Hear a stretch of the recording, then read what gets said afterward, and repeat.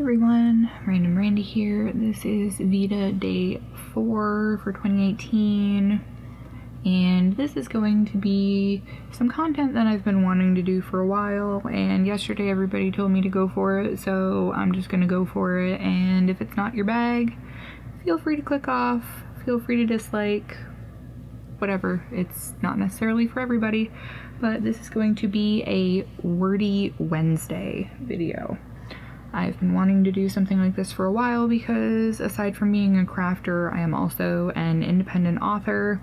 I say independent because the second you say self-published, people sneer and they look at you with derision like, oh, you couldn't get picked up by a publishing house, so your writing must suck. There are actually a lot of big name authors now who, aside from still working with their big publishing houses, they actually have other works that are independently published because you get more money from it that way. That is the biggest reason to self-publish, is that in the long run you get to keep more of the money. Your sale quantity might be less than it would be if you went through a traditional publishing house, or you might actually end up doing better. There's really no way to tell. To be perfectly honest, I can't justify paying for an agent. An agent is pretty much somebody who talks up how awesome your work is to publishing houses. It is their job to essentially find places for you to submit your work, who will hopefully want to buy your work, and therefore you will get paid for your work. Problem with that is agents tend to not only get a fee up front, but they also get a percentage of your royalties.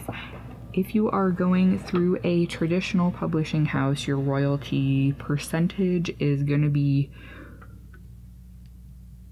not so awesome for the most part, unless, long story short, unless you are selling millions and millions and millions of copies of books. Going indie is a lot better. I know that a lot of people will say so many negative things about it, it's ridiculous. Don't get me wrong, there are a lot of issues with being indie, primarily that you're kind of just screaming into the void until you get yourself a reader platform established. There are so many other authors trying to do something similar to you, but trying to make just enough of a different twist on it that everybody's gonna like the content because they already know the content, but it's just different enough that everybody recognizes it's yours, and they want yours because something about it is better or different from what everybody else is doing. I am in a few hush-hush author groups on Facebook, and sometimes there's drama, but for the most part it's a fairly drama-free community, which is nice. I am not a fan of the drama, this one. I don't do that crap. I don't have time for it in my life. I'm an adult. I'm 32. This isn't high school anymore, and a lot of people, even into their 40s and 50s plus, still treat every relationship like it's a high school clique war. No thanks. I'd rather be hanging out in my house by myself with my kids than have to deal with that crap from anybody, regardless of what community they're a part of. I have to say that aside from the crafting community, which is super awesome and welcoming to everybody, I have yet to see somebody get snubbed, with the exception of some people who are yarn snobs who are knitters. That is the only time I've ever seen any sort of disdain or derision from people, is if you're a hardcore yarn snob. Ew, acrylic! That's really all there is to that. Which is fine. Whatever, that's just a matter of personal preference. Not a big deal. So, now that I have wasted about 5 minutes of time rambling really about nothing, I'm going to talk briefly about my already published works and one work in progress that I have that I really would like to get to work on, but I am just so disillusioned with the state of Amazon Kindle's publishing platform, and just, and the whole, oh, well, go wide and publish to everywhere, you know, Nook, Kobo, iBooks, Google Books, all that stuff. Unfortunately, Amazon has the biggest piece of the pie, so biggest profits are with Amazon. That means that you kind of have to work through them, and I look super tired. Oh my lord, I can tell that I didn't get to sleep until like 2:30 last night. Yeah, super fun. So I have 2 partial series that are published on Amazon right now. They're available. One is available in paperback and one is only in ebook format because it's super short and I can't justify charging people like $5 for 40-ish pages each. No. However, the one that's only digital right now, when I do have the 3rd part done, I'm going to put all 3 parts together in one book. It was meant to be kind of a serial release, and then life happened and kind of fell into hate with the whole series, which is super fun. As you know, with anything, with any project, whether it's yarn related, book related, work related, if you hate it with every ounce of your being, it is a nightmare to get it done. But I really do need to go through my notes and get that written so that I can just be done with it and put it behind me and move forward. So the first one that is only digital is the Infernalia Chronicles. It is a starter trilogy, essentially, to a series of books that I've been wanting to write for a super long time. I have so many things planned out for that series, but in order to get to that, I have to finish this other one, at least publishing-wise, before I can really move into the universe of this other series, because this starter trilogy leads into it. As I said, it's called the Infernalia Chronicles. Essentially, it is, I don't really want to say post-apocalyptic, but it seems post-apocalyptic in part of it. So I'm gonna look at my phone and go on Amazon and read you guys the description of this first book in the trilogy, of which there are 2 parts published right now. And between the 2 of them, it's maybe 80-ish pages total right now. The 3rd part is going to be much larger and significant in comparison to these 2. So the first book in the trilogy is called From the Top, and if you are a Kindle Unlimited member, you can read it for free. Otherwise, it's 99 cents. Not really terribly horrible as far as dipping into your wallet goes. Warning ahead of time, this series is erotica, so it is above and beyond closed doors, blackout, cute 90s romance bedroom scenes that you would see on television. It's everything. So there's that. But it does have a plot. It is not a PWP, which is plot. What plot? It actually does have a plot, and I'd like to think that the bedroom scenes don't completely overshadow the plot that I'm trying to lay down.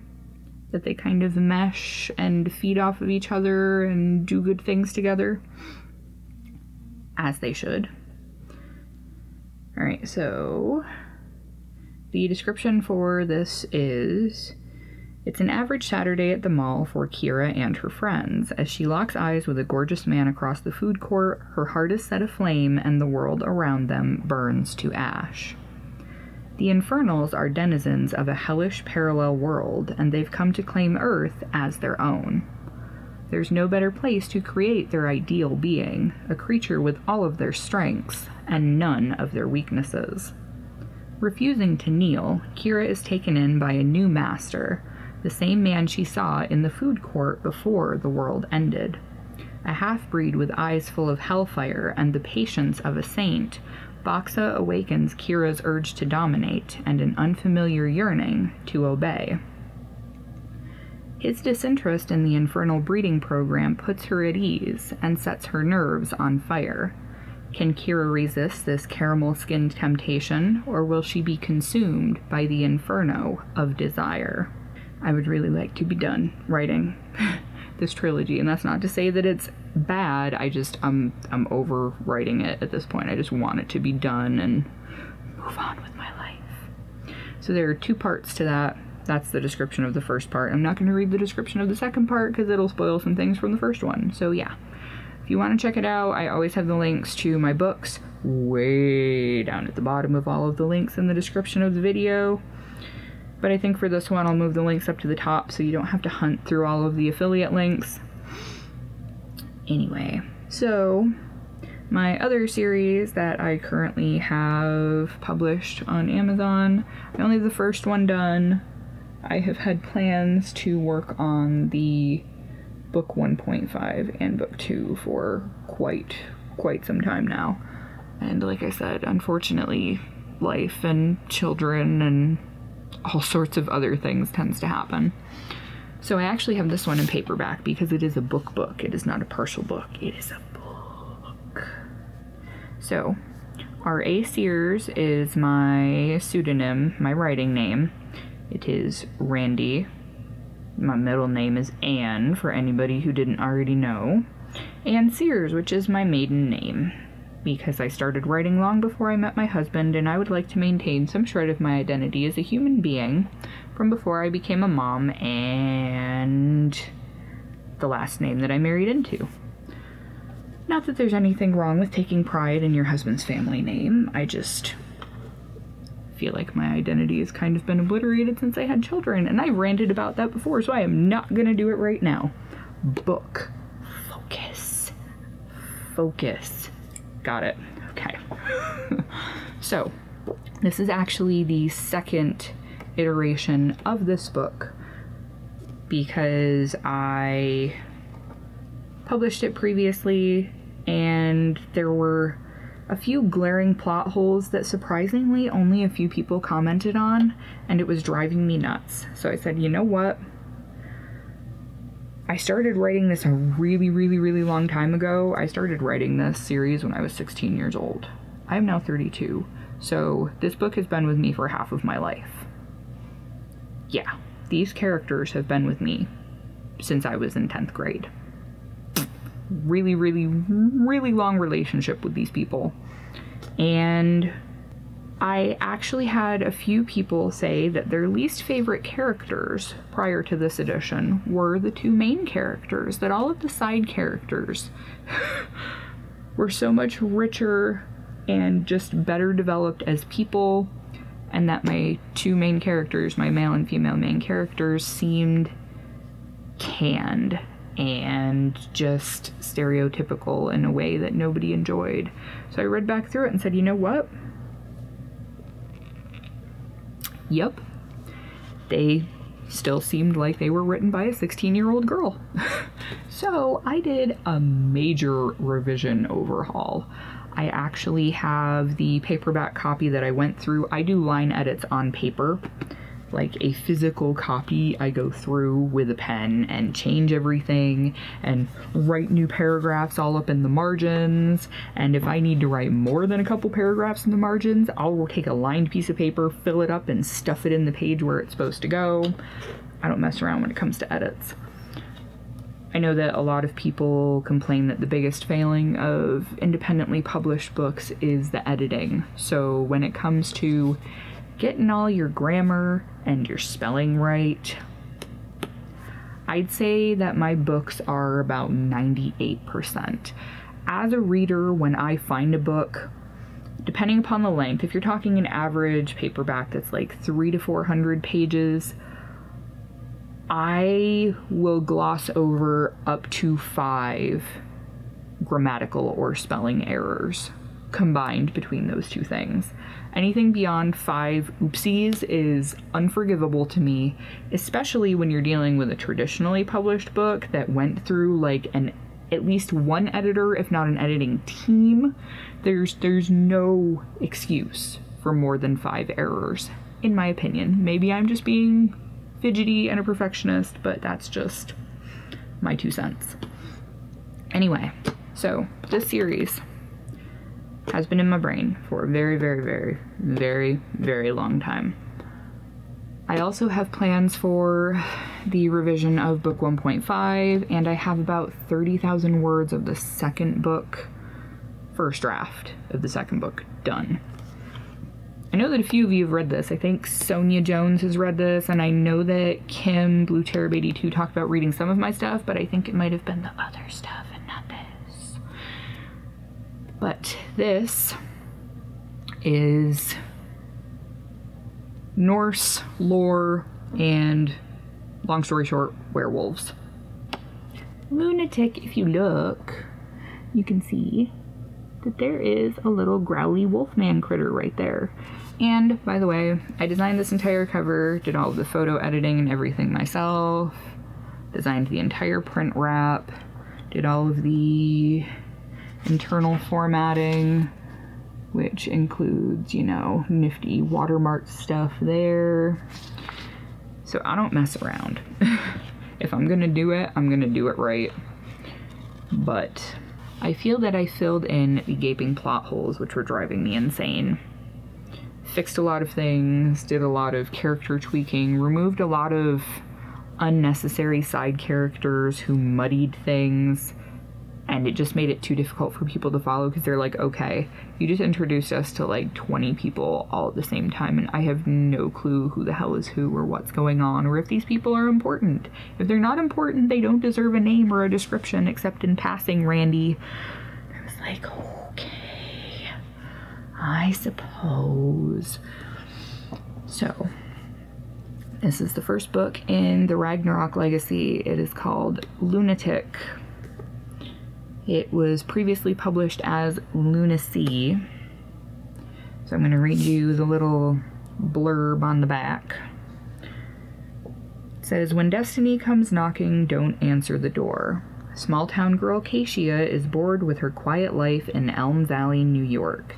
She has good grades, a few close friends, and her eyes on longtime crush Jinx Davison. Unbeknownst to them both, Keishia has a dark future entrenched in magic, creatures meant to dwell only in nightmares, and Ragnarok, the apocalypse from Norse folklore. Every myth contains an element of truth, and as the horrible reality of the tales comes to life before their very eyes, Jinx's own unnatural calling is brought to life through her awakening. As their relationship begins to bloom, a thundercloud of tragedy looms overhead, threatening everyone Keishia holds dear. To protect those she loves from eldritch beings with godlike powers, this nerdy girl must choose.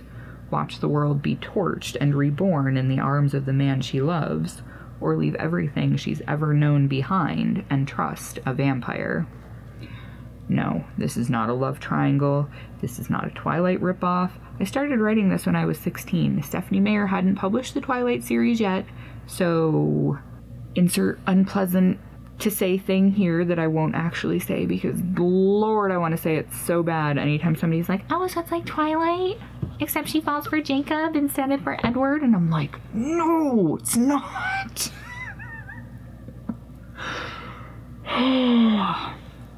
I can't. It hurts me when people try to make that comparison. So I actually wrote in some parts that I would say are honestly pretty epic in the rewrite, which totally make it so much better, and enriched a few of the side characters so that there's a main cast of less than 10 characters who are important to the plot and what's going on. Introduced a few little Easter eggy things that will lead into other things in the next few books, which are gonna be awesome if I can ever get them written. I don't know when that will happen. Every time I think about writing, it's usually in the middle of the day and the kids are going bananas and I can't focus when I have to get up and deal with them and rip them apart every 2 seconds. It just doesn't work. So if you are at all interested in werewolf-like creatures, Nordic folklore, new adult aged people, and the drama all of the being at the bridge between childhood and adulthood entails, The book's on Amazon. I believe it's $2.99, or if you have a Kindle Unlimited membership, you can read it for free with your membership. It is also available in paperback, because I've got one in my hand right here. And look at my author picture. Maybe. There you go. Yeah. So a work in progress that I have that hasn't been released anywhere because it's nowhere near finished, even though I have at least the first 3 books planned out up here and some of it written down on paper. Gone through and done character profiles for most of the main cast. Got the first chapter, pretty decent chunk of it done, which doesn't really sound significant, but considering the fact that I did all of that in a matter of a few hours, it's pretty significant when I hadn't really written anything in so long. That series, the first book, is going to have the same name as the entire series, which is Blood from a Stone. And it is a reverse harem series. If you're not familiar with what reverse harem means, it means that there is a female main character and she has 3 or more love interests, all of whom she cares about. It's not a toxic love triangle thing. It's, there are all these dudes and I love them all for different reasons and they all love me, so here we are, what do we do?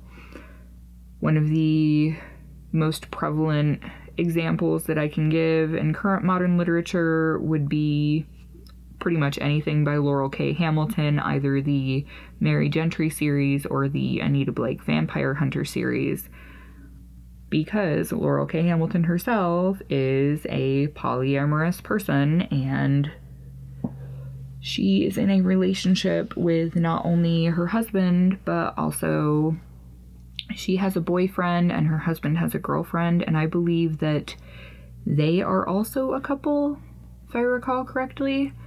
I've never really delved too deeply into her personal life, but she kind of touches on it in some of her posts on Facebook and whatnot, 'cause she does some videos now and then. So it's kind of cool. I always wondered, because it seemed like she knew more about the ins and outs and the occasional jealousy that happens when you have multiple people all trying to vie for one heart at the same time, and at the same time that one heart is split into multiple pieces being strewn amongst all these other people. So there's a lot of potential for really cool relationship interactions, and it doesn't have to be an excuse to have lots of bedroom scenes. Like, don't get me wrong, you could totally do that. And her books kind of got totally devolved into nothing but that for a while, so I kind of stepped away. Because don't get me wrong, I enjoy a good love scene as much as the next mommy-aged person. However, when that's all it is, it's not... it loses its effect. You become desensitized to it and you're kind of numb to it and it's not really engaging anymore. And you're just like, oh, they're doing that again? Okay. And you flip through looking for the end of the scene to get on with the actual plot of the book. If it is a love scene with a purpose, that is one thing. But if it is there just for gratuity's sake, not necessary all the time. Once in a while, a little bit of, word candy is fine, but all the time, no. Too much. There are more important things happening. And while those more important things are happening, this entire cast of characters is prone and vulnerable, open to attack because they're all in the bedroom at the same time. Yeah. The book, which will be the first in a series that I am planning to write, is called Blood from a Stone. And it will also be steeped with fun Norwegian goodness, although it is not based in Norway. It is actually going to occur in my native New York, much like my other series, the Ragnarok Legacy series. I'm kind of like Stephen King in that regard. I would rather write about fictional towns and settings in an area that I am familiar with than try to entirely create a whole world. It's a lot easier that way when you've got a little bit of a base to build off of.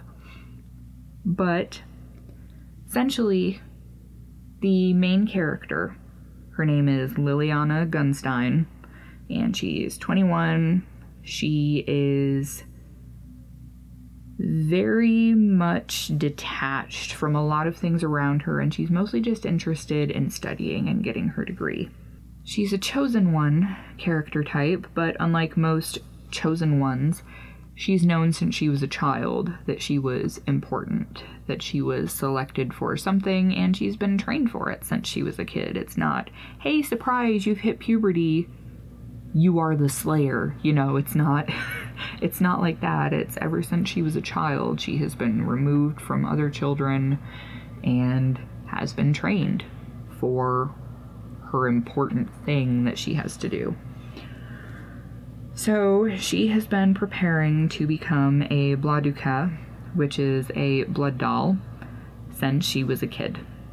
There is something special about her blood. She doesn't quite know what, and no one has ever really told her. She was adopted, so she's never met her birth parents, and she was essentially raised in a convent sort of situation, but not a religious one.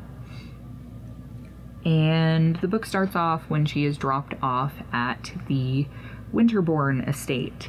And the Winterbournes live on a fairly large piece of land in New York, which has castles on it. And if you are actually from or have visited my area of New York, I'm from the Thousand Islands region, there are 2 castles there. There is Singer Castle, which I believe is on Hart Island. I don't recall. I could get there on a boat, but I don't remember what it's called. Isn't that horrible? And Bolt Castle, B-O-L-D-T. So, based a little bit in reality. Pretty awesome. Anyway, so in the beginning of the book, she gets dropped off at their estate, and nobody's there to greet her. The sun's going down, and her driver, who is a man who has been employed by her family for as long as she can remember, pretty much the second her feet are on the curb and her luggage is out of the car, he's peeling off down the road, because he knows what's in that place and he doesn't want to be anywhere near it. No, thank you. So, the Winterbournes are vampires. Spoiler alert, not really a spoiler, it's pretty much a given from the get-go. There's no mincing words about it. So there are 7 brothers, and I kind of had myself a giggle as I was plotting it out. I'm like, oh, I could call it A Bride for 7 Brothers, but no, that's too lame. That would seem like I was focusing more on the romance aspect than all of the other nifty, cool stuff that's going on. So, without really giving away a lot about them, I actually have picture inspirations for these characters. So I'm gonna just say their name and have a picture pop up, because visuals are cool sometimes. And the first one is Draven Winterbourne. Yes, his name is Draven, and yes, all of his brothers pick on him and give him endless hell about it. He is the youngest of the group. He was born in 1995, so he's about 21 at the time that this is taking place. So he's actually the same age as Liliana. And he's kind of stuck in 90s goth culture, which doesn't help his case with getting picked on by his brothers. But because he was born in the 90s, yes, he was actually named after Eric Draven. His mom was a big fan of The Crow. Kind of hilarious. For the most part, the Winterbourne brothers are half-brothers. A few of them are pairs with the same mother, but for the most part, they all just have one collective father. Draven is the only exception. He is totally not related blood-wise to any of the other ones. Their father married his mother, and she is since deceased. Which is also not a spoiler alert. I'm not really giving you anything super critical to the story. This is just broad overarching stuff. So that's Draven. The second is Maverick. He has the most personality in my mind so far. He was born in the 70s, and he's kind of unpredictable, but he really, really likes to cook. These two are some of my favorites. These are the twins. These are Orion and Oberon Winterborn. They were born in the 50s. They are the first of the Winterborn brothers that Liliana is formally introduced to, because when she gets there, she's never actually met them. She sort of knows what they look like from seeing them on television. This is an alternate universe where all the supernatural critters are out of the monster closet. Everybody has seen them, everybody knows what they are, they don't have to creep around in the shadows and do things. Next is Leonard, who goes by Leon. He is the teacher. He was born in the 20s. Liliana does not go to traditional school. He teaches college courses remotely, so he's an interesting character. I like him a lot. And Leon is actually Jackson Winterborn's brother. Full brother. They have the same mother and the same father. So like I said, there's a couple of pairs that have the same mom and dad, as opposed to them all just having one dad who couldn't keep it to himself, I guess is the most polite way to put it. But Jackson was also born in the 20s. And aside from the fact that he really, really likes his motorcycle, I don't know a lot about Jackson yet. The last one, who I have a very interesting tidbit about that I cannot share with you, although I know that a few of my friends that I've talked to know, because I had to share it because I thought it was just bananas. And by the way, you're probably thinking that I'm kind of crazy because I'm talking about these fictional characters telling me things. That's the way writing works for some people. It's not you sit down and say, oh, I want to create this person that has these traits and this, that, and the other. To me, it's always been kind of like, almost like a scene in a horror movie where I'll hear a voice and it just talks to me. Sometimes they'll tell me a lot of their story. Sometimes I'll just get the sound of their voice or a scent related to them or something like that. And sometimes it's really, really creepy because it actually feels like someone has put their hand on your shoulder and they're just like leaning over to whisper in your ear and tell you all this stuff. It's like, oh my god, please don't kill me. Have I mentioned I'm not medicated? Yeah, we'll leave it at that. Anyway, Aubrey Winterborn was born sometime in the late 1800s. He is the oldest of the Winterborn clan, with the exception of his father, obviously, but he's the oldest of this particular brood. And he's really interesting. He has a lot of tattoos, and he does a very strange thing in regards to those tattoos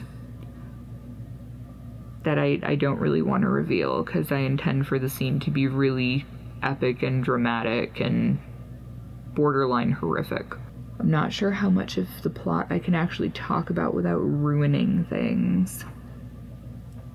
Oh, there we go, I can talk about that. Okay, so there are several different vampire clans in America, and in all of the rest of the continents there are various clans of supernatural critters, but there are only a few in America, and since America is such a new country as far as the rest of the world goes, they're mostly spawned from the people who settled here when the Pilgrims came over. There is some mixing with Central American culture a little bit, but for the most part, we're talking hot dogs and mac and cheese American vampires. Anyway, so there are several clans, and there's something that happens that causes war amongst them. I guess the only other thing that I can really mention is that the Winterborns, unlike the other American vampire clans, their patriarch, their father, whose name I have yet to determine, but it's going to be something that's really makes him sound like a jerk, because he is a jerk. I know that much about him. I don't like him, but he is a necessary evil. He's not around ever. So leadership amongst the Winterborns isn't really a thing at all.